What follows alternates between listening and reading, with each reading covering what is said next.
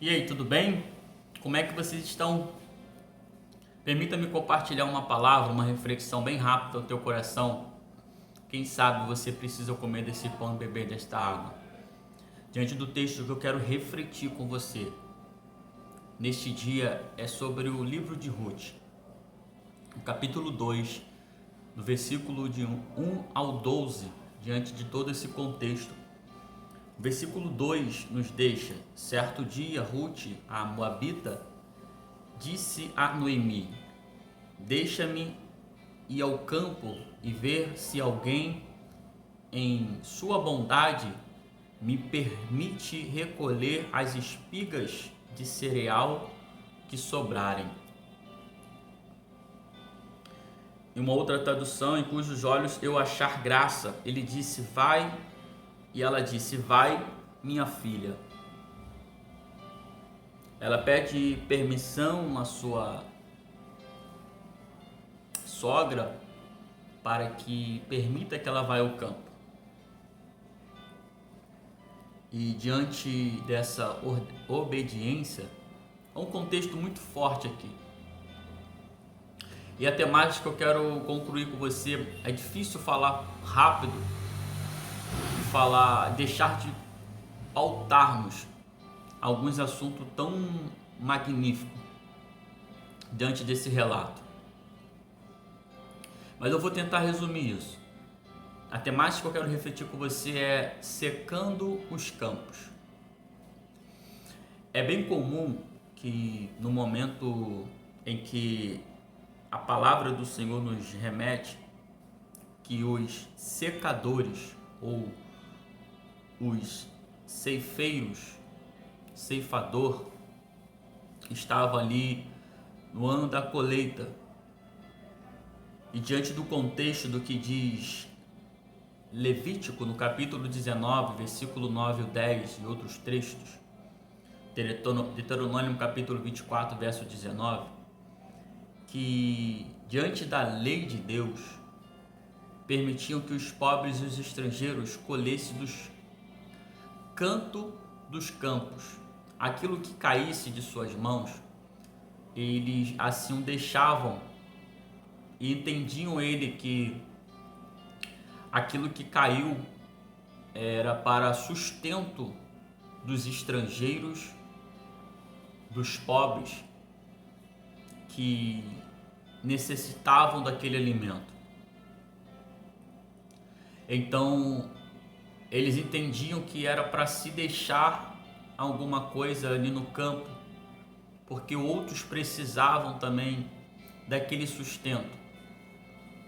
Entendendo todo esse contexto, dentro desse fato, a Bíblia nos mostra, dentro do livro de Ruth, acerca de um período de fome que veio em Belém de Judá. Belém de Judá, o seu significado é a casa do pão. É meio confrontador como é que a casa do pão pode faltar pão, ou pode viver um momento de fome.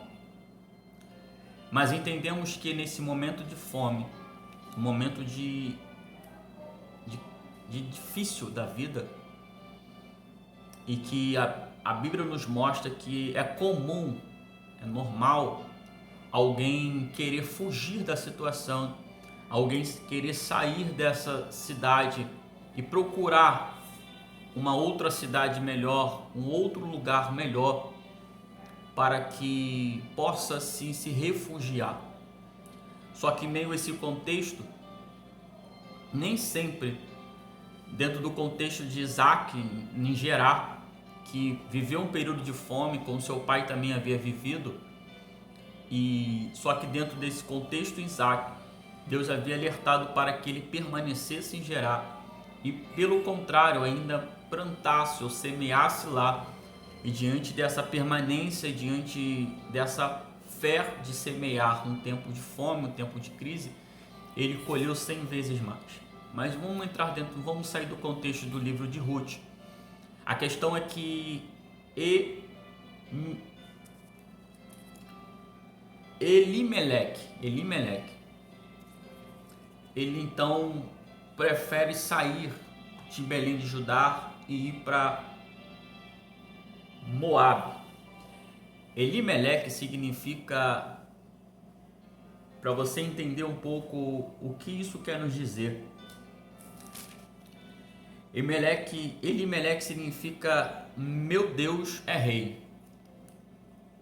Isso fez-me entender e perceber algo, que nós, como Elimeleque, temos o nosso Deus como rei. Mas como termos o nosso Deus como rei e não entendermos que Deus ele é poderoso para mudar o quadro, que Deus ele é poderoso como o nosso rei nos abençoar mesmo em que o momento que a terra não esteja vivendo um tempo bom, mas que o nosso Deus ele vai abençoar as nossas vidas. É uma questão de você entender o quão grande é o seu Deus. É bem verdade que quando Lucas escreve capítulo 6, verso 46, se não me foge, mas como me diz Senhor, Senhor, e não faz o que eu mando. Mas então, dentro desse contexto, como eu disse, é comum, porque até mesmo Abrão, quando chega em Canaã, e ele depara que a Canaã está com fome, ele desce o Egito. Então isso é comum que quando Canaã não está bom, o povo desce ao Egito. Quando ele desce ao Egito, ele prontamente demonstra o que ele porventura estava acostumado a fazer: mentir. Ele mente, mas Deus mostra para ele que Deus é Deus e que independente da terra que ele desça ou que ele vá, mesmo que lá não adore o mesmo Deus, mas ele é o Senhor dos senhores, Rei dos reis, e que mesmo lá no Egito, não servindo a ele, o rei em si, Faraó, ele vai mostrar para Abrão para que ele não venha temer o homem, para que ele não venha temer o rei, porque Abrão ele temia o rei, temia os homens da cidade, porque por sua esposa ser tão linda e tão bela, era comum que o rei se agradasse das mais belas, das mais formosas e queria para si como esposa. Só que Deus apenas está mostrando a Abrão a quem de fato ele deve temer: o Deus Todo-Poderoso. Mas não vamos entrar dentro desse contexto. O contexto é que, trazendo para o livro de Ruth, não é diferente.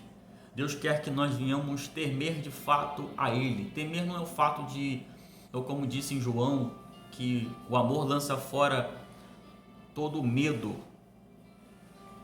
Não é o temer de medo, mas é o temer de reverência à sua soberania, o seu controle.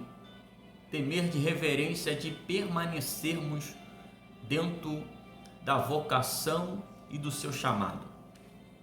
Como você entendeu um pouco sobre a explicação de Elimeleque, você tem que entender que por ele ir para Moabe, não vou entrar em contexto se no tempo não vai me permitir, cidade de Moabe, a distância, enfim, é importante, mas isso não é tão importante agora. A questão é que algo me intriga em saber que eles vão para Moabe, sendo que eles habitando em Moabe, um período aproximadamente de 10 anos possível, nos diz que seus filhos, Quilom, Malom e Quilom, eles vão casar. Ruth casa com Malom, ou Malom casa com Ruth, e Quilom casa com Orfa. Entenda que os seus filhos morrem. Noemi, agora perdendo seu esposo Elimeleque, perde os seus 2 filhos. Em meio à perda de filho, entendemos a dor. Não vou entrar no contexto da dor, nem tampouco dos filhos. Eu vou entrar no contexto do significado do nome dos seus filhos. Entenda que Malom é dinheiro. Entenda que Quilom é ruína acabada. Em que, dentro desse contexto, que muitas das vezes é necessário nós perdermos o dinheiro ou aquela ruína que nós achamos que está acabada, mas que de fato ainda está dentro da nossa casa, ou aquilo que você está se apoiando, confiando, depositando a sua esperança, e que de fato por ele sair do modo geográfico, isso não muda o caos da sua família, isso não muda a situação que eles estavam vivendo de fato. Pelo contrário, a situação se torna pior. Mas entendemos que há perdas dos seus filhos dentro do significado, eu entendendo, trazendo por nossos dias, acho que nós precisamos ter essas perdas dentro de casa. De Malom, o dinheiro, nós entendemos que dentro do contexto que você é sabedor, não tem como nós queremos servir a dois senhores. Não é que o dinheiro em si, ele é abençoador, mas desde que você o controle e não seja controlado por ele. Desde que ele se torne o seu servo e não você se torne o servo do dinheiro. Desde que a Bíblia vai nos dizer que não tem como nós servirmos aos dois senhores. A Mamon, ou seja, a riqueza, tipificando-se ali como um senhor que, se você não governar, ele te governa. Então não tem como você querer servir a Deus e a Mamon, ou por certo você há de agradar a um e aborrecer a outro, amar um e odiar a outro. Nós precisamos ter muito cuidado. O dinheiro é a raiz de todos os males. Não é que ele é um mal ou mal, mas é a raiz. E você precisa ter sabedoria para isso. O tempo não me permite. E eu preciso encerrar dentro desse contexto tão magnífico, senão ele vai parar. É que Obed e Jessé vai ser gerado. Não vou parar por aqui só para você entender esse contexto. Obed é servo e adorador. E quando você perde Quilom e Malom, Deus vai gerar Obed na sua família, na sua geração, que é servo adorador. E o segundo é Jessé, significa Deus existe. Você vai se tornar um servo, um adorador e entender que Deus existe.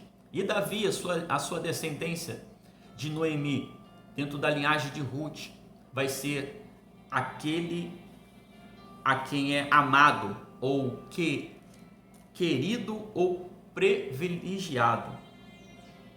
Tá bom? Que Deus lhe abençoe. Em meio a todo esse contexto, nós podemos entender que Deus cuida dos necessitados. Tá bom? Não dá para mim porque vai travar aqui, mas que eu queria entrar em muitos outros contextos aqui, soberano, magnífico dentro dessa história. Mas que Deus lhe abençoe. Deus tem visto as suas atitudes. Como Boaz diz: o Senhor galardoe seu feito e seja cumprido o teu galardão. O Senhor teu Deus de Israel, cujas asas vieste a brigar. Tá bom? Que Deus abençoe em nome de Jesus. Graça e paz. Secando os campos.